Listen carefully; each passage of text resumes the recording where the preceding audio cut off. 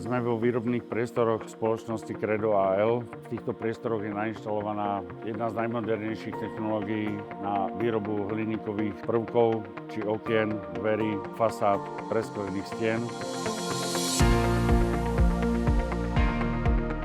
V podstate ten výrobný tok začína tým, že je zákazníkom odsúhlasená nejaká objednávka na dodávku hliníkových prvkov. Tieto hliníkové prvky sú následne objednané, dodané, nazvem to v surovom stave, sú to zvyčajne 6-metrové tyče, ktoré sú naskladnené na stojany. Po naskladnení prichádza výrobná fáza, to znamená, je vygenerovaná jednak nárezový plán na CNC centrum. V druhom kroku je montážny plán alebo tzv. Výrobný plán, ktorý slúži na finálnu kompletáciu všetkých prvkov.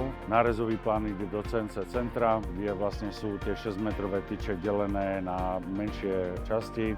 Vrátane toho, že sú v rámci tohto centra urobené všetky otvory, ktoré sú potrebné na montáž kovaní a pántov a iného príslušenstva. Potom, čo sú diely narezané, idú na rohovacie lisy, kde po vložení hliníkových rohov sú celé zostavy, či krídlové, či rámové, pneumaticky lisované. Po tomto zlisovaní následuje fáza gumičkovania, to znamená, dávajú sa všetky tesniace prvky.